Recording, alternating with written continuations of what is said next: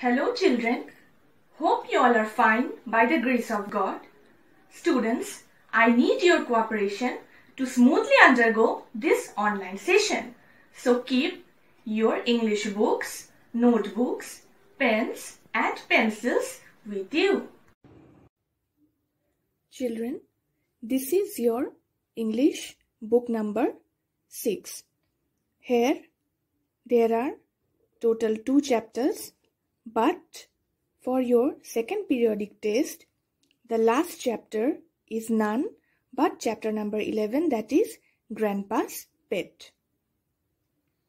Now everyone, take out your English book number 6, page number 2, chapter number 11, Grandpa's Pet.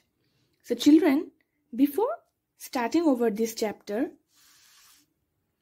you underline the difficult words given in your book with your pencils and write down the meanings of those words given in your books on your notebooks with your pens. Clear? Okay, so let's start. Grandpa's Pet. One day, when grandfather discovers a tiger cub on his routine walk, he gets it home. Let's read to find out more about the little tiger. So children, from this chapter's name, we are able to know that this chapter is related to a pet animal and it belongs to none but grandfather or grandpa. Timothy, a tiger cub, was discovered by grandfather on a trip to the Terai jungle near Dera. One day, strolling down a forest path, he discovered a little tiger about 18 inches long, hiding among the roots of a banyan tree. Grandfather picked him up and brought him home. At first, the tiger cub, who was named Timothy by grandmother, was brought up entirely on milk given to him in a feeding bottle by our cook Mahmoud. But the milk proved too rich for him and he was put on a diet of raw mutton and cod liver oil. Okay, so as shown in the picture, grandfather one day while going through a forest, which forest? It was the Terai jungle near Dera. There he found a little tiger cub. Okay, that is a baby tiger. It was so little that only 18 inches long and it was hiding among the roots of a banyan tree. So grandfather picked him up and brought him home and grandfather was very much happy with the little tiger cub. Grandmother named the tiger baby as Timothy. Okay. And after bringing it home, it was given milk to feed. Where? In a feeding bottle. By whom? By their cook, whose name was Mahmoud. But you know, the milk proved to be too much rich for that baby tiger. So he was given raw mutton and cod liver oil. Timothy was provided with 2 companions. Toto the monkey, who was bold enough to pull the young tiger by the tail and then climb up the curtains, and a small mongrel puppy found on the road by grandfather. So, at grandfather's home, the little tiger cub, that is Timothy, he had 2 friends.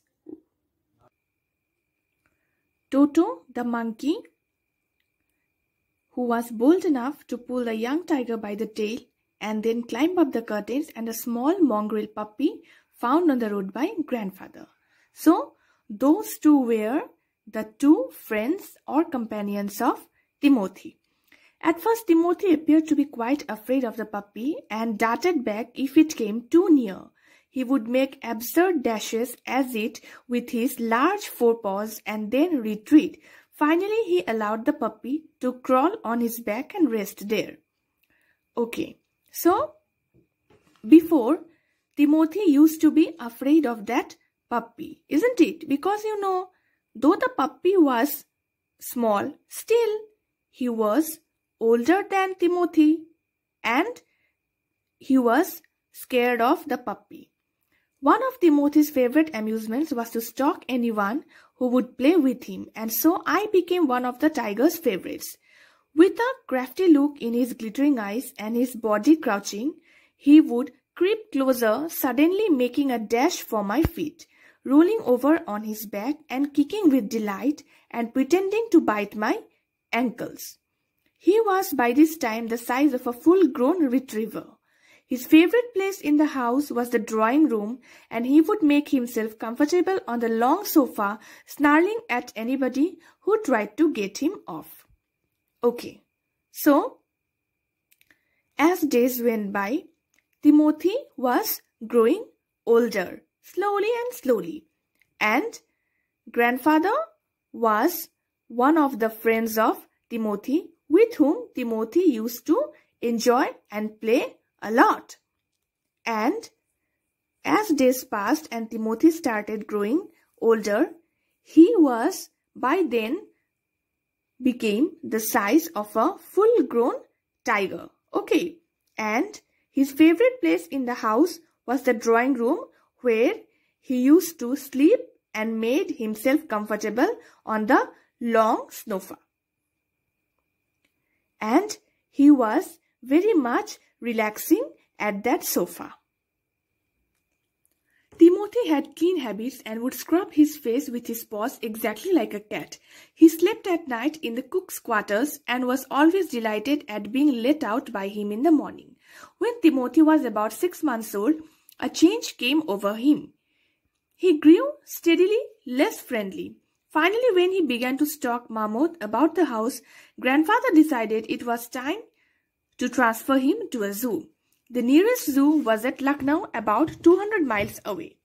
Grandfather took him there, where the zoo authorities were only too glad to receive as a gift a well-fed and fairly civilized tiger. Okay, so Timothy was very neat and clean, and he had very clear and clean habits. He used to behave exactly like a tamed cat by scrubbing his face with his paws. And he used to sleep at the cook, that is Mahmud's quarters, and he was very much happy with Mahmud because Mahmud was always with him and he used to take him out for a morning walk every day. When Timothy was about 6 months old, he started becoming less friendly and he was always used to stalk Mahmud around the house. And you know, though it was a 6 months old tiger, but its size was huge enough. So grandfather decided to transfer him to the nearest zoo, which was at Lucknow, about 200 miles away from their place. And one day, grandfather finally took him to the zoo, and the zoo authorities were extremely happy to receive a well-fed and fairly civilized tiger. About 6 months later, when my grandparents were visiting relatives in Lucknow, grandfather took the opportunity of calling at the zoo to see how Timothy was getting on. I was not there to accompany him, but I heard all about it when he returned to Dera. Arriving at the zoo, grandfather made straight for the particular case in which Timothy had been interned. The tiger was there, crouched in a corner, full grown and with a magnificent striped coat. "Hello, Timothy," said grandfather, and climbing the railing with ease, he put his arm through the bars of the cage. The tiger approached the bars and allowed grandfather to put both hands around his head. Grandfather stroked the tiger's forehead and tickled his ears, and whenever he growled, smacked him across the mouth, which was his old way of keeping him quiet. It licked grandfather's hands and only sprang away when a leopard in the next cage snarled at him. Grandfather shooed the leopard away, and the tiger returned to lick his hands. But every now and then the leopard would rush at the bars and he would slink back to his corner. A number of people had gathered to watch the reunion when a keeper pushed his way through the crowd and asked grandfather what he was doing. "I'm talking to Timothy," said grandfather. "Weren't you here when I gave him to the zoo 6 months ago?" "I haven't been here very long," said the surprised keeper. "I have never been able to touch him myself. He is always very bad-tempered." "Why don't you put him somewhere else?" suggested grandfather. "The leopard keeps frightening him. I'll go and see the superintendent about it." Okay. So, as you know, Timothy had been shifted to the Lucknow Zoo. And after his shifting, when it was around 6 months, grandfather had visited that zoo to know about Timothy, how he was. As usual, he went to the zoo and he knew the cage where Timothy was being kept. So he went there and he had seen there a full-grown tiger. And as soon as grandfather arrived there and called the tiger with his name, that is Timothy, it came near grandfather, and grandfather was very much happy to find him. Why? Because he was stroking the tiger's forehead, was tickling his ears, and the tiger was also very happy. He was licking grandfather's hands. But sometimes he was howling when a leopard, which was kept at the next cage, was trying to frightening the tiger. So, by looking at this expression, grandfather, what did he do? He shooed the leopard away. And everybody was shocked to see an old man stroking so nicely and behaving so well with the tiger, and the tiger was also so glad and relaxing. There, a keeper who was present there, he came near the cage and he was very much surprised to see that old man, that is grandfather, and he asked grandfather what he was doing. Grandfather explained everything, that it is Timothy, his pet tiger, and he asked the keeper that was he there or not at the time when Timothy was being kept. Then the keeper said that he was new to that zoo and he doesn't know much about it, and this tiger is very much bad-tempered. Then grandfather said that don't worry, it is not bad-tempered at all. It is just bad-tempered at certain times when the leopard keeps on frightening him. And he told that he should say and report it to the superintendent about it. Grandfather went in search of the superintendent of the zoo but found that he had gone home early, so he returned to Timothy's cage to say goodbye. It was beginning to get dark. He had been stroking and slapping Timothy for about 5 minutes when he found another keeper observing him with some alarm. Grandfather recognized him as the keeper who had been there when Timothy had first come to the zoo. "You remember me?" said grandfather. "Now, why don't you transfer Timothy to another cage away from this stupid leopard?" "But sir," stammered the keeper, "it is not your tiger." I know, said grandfather testily. "I realize he is no longer mine, but you might at least take a suggestion or two from me." "I remember your tiger very well," said the keeper. "He died 2 months ago." "Died?" exclaimed grandfather. "Yes, sir, of pneumonia. This tiger was trapped in the hills only last month and he is very dangerous." Grandfather could think of nothing to say. The tiger was still licking his arm with increasing relish. Grandfather took what seemed to him an age to withdraw his hand from the cage. With his face near the tiger's, he mumbled, "Good night, Timothy," and giving the keeper a scornful look, walked briskly out of the zoo. Okay. So, grandfather was then searching for the superintendent of the zoo, but found no one because the superintendent had left early for home that day.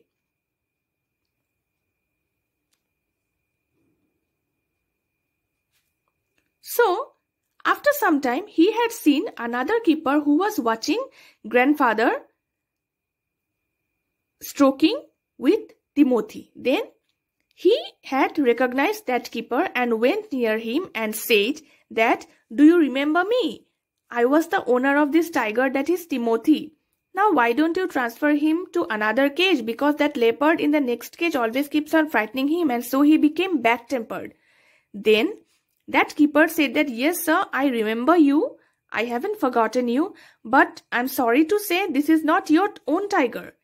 This is another tiger which was trapped in the jungle only about last month and is very much dangerous. your tiger had died of pneumonia 2 months ago. Grandfather was terribly shocked because this bad-tempered tiger was so well behaved with grandfather.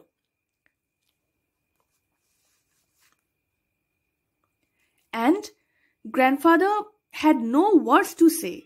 So at last, when it was getting dark, he had adorned that tiger by thinking him as Timothy. And so while he was about to set for home, he stalked that ferocious tiger and said, "Good night, Timothy," at his ears, and he again stalked the tiger's forehead, and finally he went out of the zoo. So students, you see, the lesson we learn from this chapter is that love and affection can change anyone's heart at any time. Isn't it? You know, Timothy was very much well behaved because he was totally tamed and kept pet at grandfather's house. But it is very sad that Timothy had died of pneumonia. But you know, grandfather mistook that ferocious tiger to be Timothy, so he was behaving so nicely as that he used to behave with Timothy. And the tiger was also very glad because, you know, though the tiger was ferocious, the tiger was bad-tempered, still the tiger loved the affection which he got from that old man, that is grandfather. And that is why he was licking grandfather's hands, because the tiger was very much happy.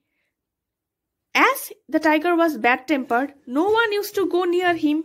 Everyone used to get frightened of him, but grandfather was the only one who had tamed the tiger with his love and affection.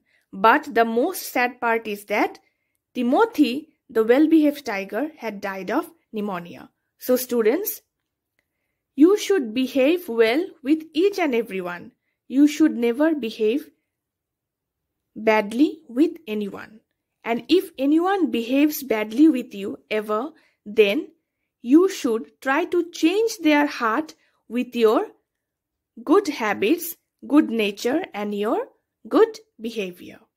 So children, this chapter is over, and finally we have come to the end of your second periodic test course.